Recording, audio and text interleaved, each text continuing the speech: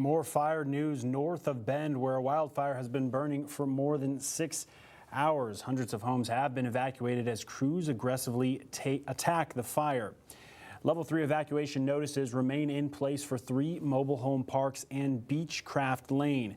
We still have live team fire coverage. We start with Alec Nolan, who's been out there all evening. Alec, what have we learned so far? Yeah, just a quick update, Jordan. They've actually opened the highway now off 97 here, so things are starting to get back to normal just a little bit. At approximately 3:50 p.m., they received a notice about there being a brush fire off Fort Thompson and Highway 97. We learned that the fire had actually started just behind us here at the B&R Auto Wreckers lot. So about a dozen vehicles were burning. That's why those big black plumes were coming, up south into the city there. We spoke with Fire Battalion Chief Trish Connolly to learn more about what happened tonight. Due to the air attack resources, we were able to make an aggressive stop on the fire. To date, we know that we've lost 2 outbuildings and damage to that commercial building of the B&R Auto Wreckers. The fire, we think, is about 30 to 35 acres. There's been no reports of any injury. Yeah, I just spoke with Trish Connolly about 20 minutes ago over the phone to get a further update from that past interview that we had with her. Pretty much everything has, been contained. They feel very confident that this fire won't move farther south. They just want to let everyone know to still be on high alert. This highway is open. Another thing to note as well, the choppers that were above us were doing a great job of containing this fire. There was about 3 of them. As soon as nightfall hit, they weren't able to visually see what was going on anymore, so they were worried that perhaps this fire would progress. It did not. They do believe, however, that the vehicles behind us are going to be burning long into the night. We are live here just north of Bend. Back to you, Jordan. Thanks, Alec. The Deschutes County Sheriff's Office has dropped level 3 evacuation notices for residents north of Cooley Road and east of Highway 97. Level 3 notice remains in place for Juniper, Hilltop, and Four Seasons Mobile Parks and Beechcraft Lane. Rhea Pinella tells us more about the evacuees at St. Francis of Assisi in northeast Bend. Rhea? Jordan, the Deschutes County Sheriff's Office says they could lift the evacuation notice later tonight. Nadine McCrindle with the Central and Eastern Oregon Red Cross tells me volunteers are prepared to provide shelter at hotels. That's only if people cannot return home tonight. So we have already established contact with hotels prior to the fire even starting. That was all established at the beginning of the season. So we have been prepared for this event happening now for some time. I also spoke with Milagros Aparicio, a member of the Latino Community Association. She told me she had counted 35 evacuees from 7 different Latino households. All of those families lived in the Juniper Mobile Home Park. One of those people I spoke with through the translation of Aparicio says he hopes his family can go back home soon. Jordan, back to you. We're going to head back out to the field to Ariel Brumfield, who is live on Fort Thomas Lane. Ariel, what's the latest? Jordan, that's right. The fire is still burning, but unlike just an hour ago, you can't quite see those flames burning through the trees.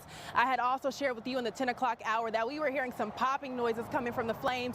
That is pretty much settled out here. We haven't had much activity within the last 30 to 40 minutes or so. The plume of smoke is extremely light. Crews are still coming in. We've been seeing and monitoring a lot of the trucks in the area. They'll be working well into the night, but they have contained the fire to a small area.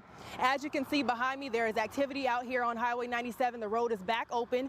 I want to say it opened about 20 minutes ago. I checked my phone around 10:40 when I first started seeing some cars, so it's pretty much light with traffic.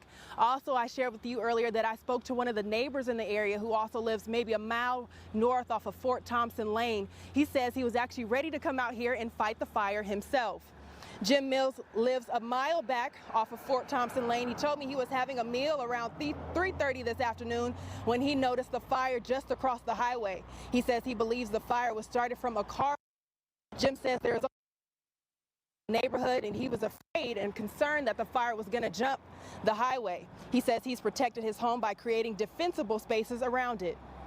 We're pretty well protected with green space around our house, and we keep the trees trimmed up off the ground. And we've got 2 or 3 exits off the property, so we feel pretty safe back there. Jim Mills brought shovels out here just in case he needed to fight the fire himself.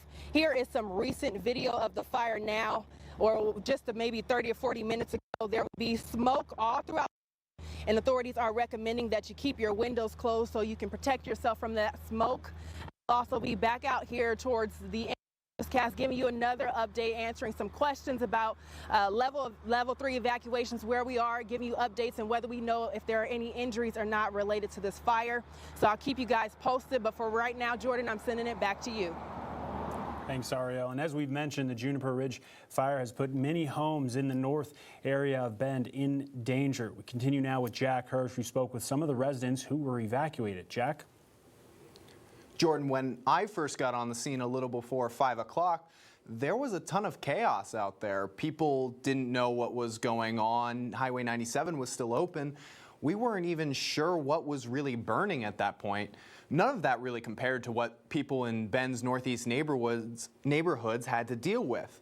I met with some of the displaced residents in the parking lot of the Lowe's on 97. Some of them were having a barbecue before they were told to leave their homes.